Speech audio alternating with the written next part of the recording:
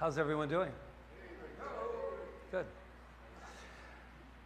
It's interesting. I want to start out with a quote from an incredible mystic, Quanta the cat. And the reason I did, we take a lot of pictures of the house cat to the point that I get unfriended quite a bit through it, because if he shows one more cat picture, and you might as well unfriend me now because there will be more cat pictures. But this particular, I believe that this cat fell out of the quantum field into this space for many, many reasons. And she enjoys many things, but she enjoys looking at everything from her head down there and always backwards. And she's always wanting to, she's hanging, she wants to look at you upside down. And I've thought to myself, how interesting. And so I saw it on Facebook that Rita put it in there, and then this is what now she's become, people are asking for Quantum the Cat quotes. So I don't know about you, but I see some money in our future. Speaking of abundance. But I wouldn't think that way, would I? Sometimes, this is what Quanta the Cat says, sometimes in order to figure things out, you just have to turn them upside down. Yeah, she's not just a pretty little face, is she? She's got some things. But it really got me thinking about the idea that we're so used to this perspective of looking at things the way we think they're supposed to be, or the way that we've always seen them, right? And so when things happen, and they have, that turn that around, or as you're looking upside down at something, it looks like it's wrong. But I don't think so. I don't think so. I think that getting a new perspective, looking at things differently, and I get stuck in my ways too, but boy, is there freedom in letting that go. Today's title of the talk is There is a Phoenix Within You. Who is familiar with the Phoenix rising? Yes, that mythical bird. I almost had it. I got a picture here. I won't get all into it, but I have a picture of my cat that passed away, Krishna, and I had my first tattoo of Krishna. But I really wanted the Phoenix rising. But they informed me of how much color was involved and how much time and pain would be involved in the Phoenix rising. And since I'm not really for suffering these days, I decided to suffer a little bit with the cat. But who knows? Who knows? I might change it, because I love the idea of the mystical Phoenix rising. It's about looking at things upside down. It's about daring to consume, to throw ourselves in the fire and allow ourselves to be rebirthed anew.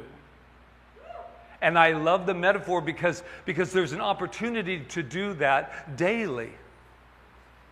And now, the idea of throwing yourself in the fire can be a little scary, but so is life. Throwing yourself in the fire and saying, I'm going to risk all of that identity that I think I am. I'm going to risk throwing away who and what I think I am to be reborn anew.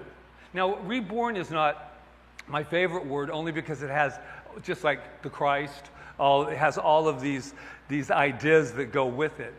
But just remember, life is only what we put meaning on. Whatever we put meaning on is our reality. And our personality actually does become our reality. And so I had a lot of stuff over those. When I went to those cottages, I'm going to tell you, they took me up and then dropped me back down again. So there's another Patrick standing here. I want to let you know that this is what came out of me in meditation. We must die to that belief that no longer serves our growth. Now, dying always makes us feel like it's the end, does it not?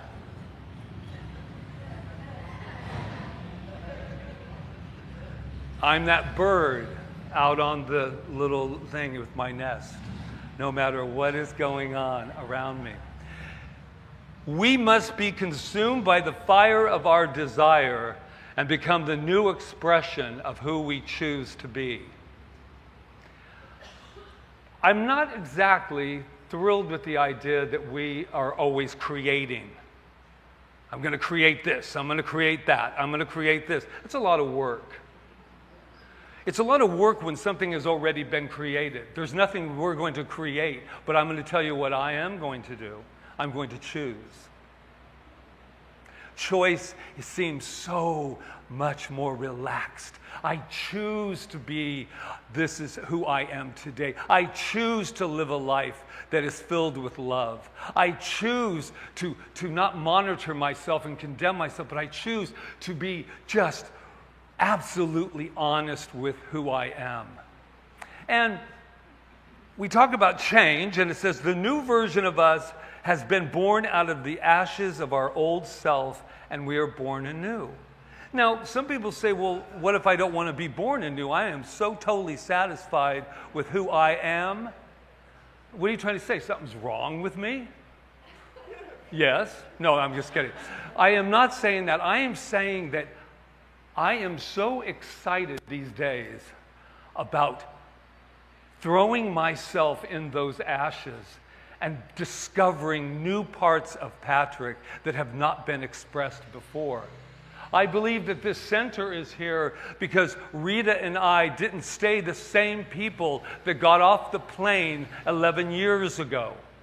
We demanded that we grew. And when there was another opportunity, we said, let's go get our doctorate in quantum physics because there's more to know. There's more to share. There's more to be. And that doesn't mean it's serious. It means, the serious thing. It happened again. I was at home. I walked by a mirror, and I just happened to glance at myself. I stopped. I said, what the hell could be that serious on your face? I was contemplating. I was like, contemplation. A little scary, you know? So the first one from the book, lighten up, right? Right, Marianne? So there is a power, and I'm going to combine the Phoenix Rising because we're all familiar with it, and it has a long life, and I went through the whole, and I loved its history. And it can live 500 years to 1,000 years, and what it does is it finally says, I must throw myself and set this nest on fire like a cremation to be born again. And what it does is it's like scary to be burned up, right? No. And then all of a sudden, once you let go and surrender all of that stuff that we're torture ourselves with at times, right? Except for you people, but I'm just saying that all of a sudden you just go, and then, the wings spread, and you start coming up, and you are finally the observer of this incredible thing called life. Yeah. Sometimes I get excited about things. Just a pinch. Yeah, see, you know me. He's new and he knows me. How's that possible? So I wanted to share with you this, since I'm wanting to become a trailblazer. Who feels that they want to be a trailblazer? I think we all. Yep, trailblazer. That means we're not afraid to go first. We were talking about that the other day. I said, sometimes, Rita, the path, we might have to go first and check it all out, and then we'll let y'all know. And then you can come. But I want to read an excerpt from the book that I wrote, The Memoir of a Little Man. I went to the cottages to get away, and I read it again as though I did not know that person.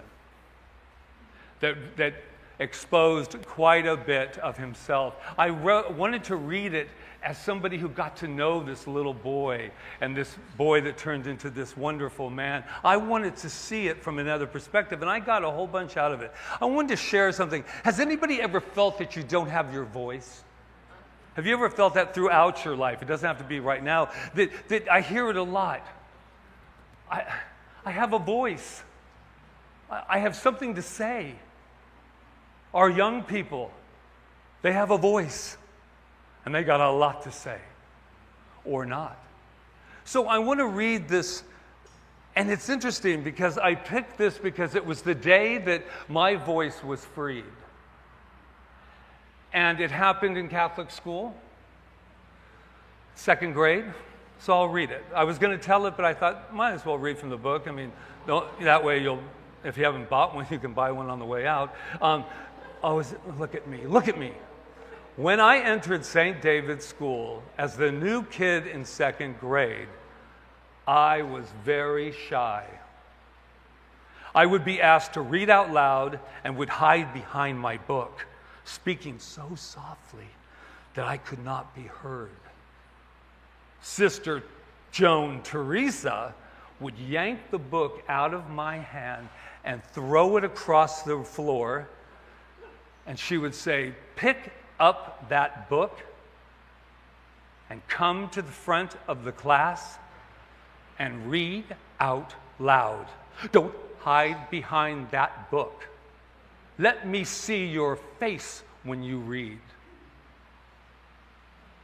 I was in 2nd grade, man. That's heavy. Plus, it was in the days of all of the rosaries and it was scary, man. So I said, yes, Sister Teresa, with that high-pitched voice and a very, very red face. I was so embarrassed. The kids were all snickering, but I am sure that they were all scared for me and for themselves at the same time. I picked up that book, and I still remember. I wanted to cry because I was embarrassed, and I saw that book, and she said, "You pick up that book," and I went and I picked it up. And I looked out at that sea of young faces like mine.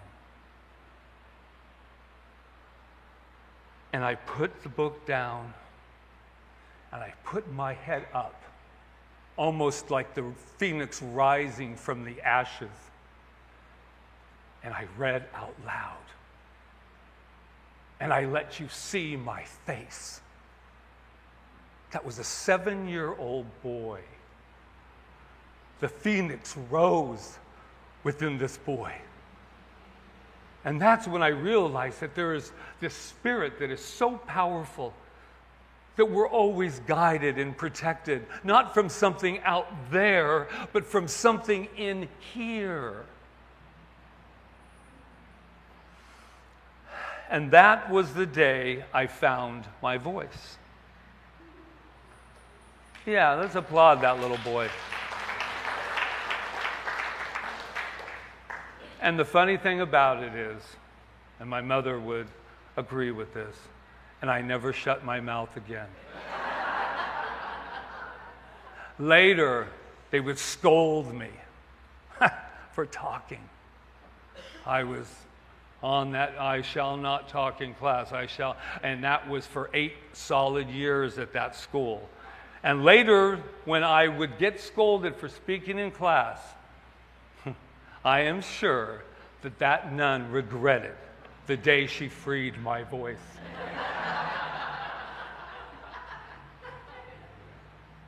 This is for all of us. There is a phoenix inside of us, the courage, the love, the power, the resilience, whatever it is you need, the love, the joy, the fun of living life. It's right here. That's why I have the audacity, and you have the audacity if you choose to say, I am that I am. I am God.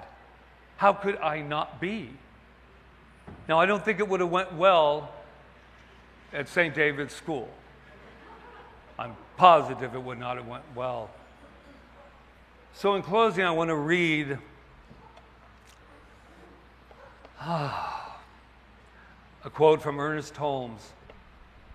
What a brilliant man he was and is, who had this idea that he'd bring it all together and call it science of mind and spirit, and let us know that there was not a whole bunch of religions. There was only one thing happening, and that is God within you, as you.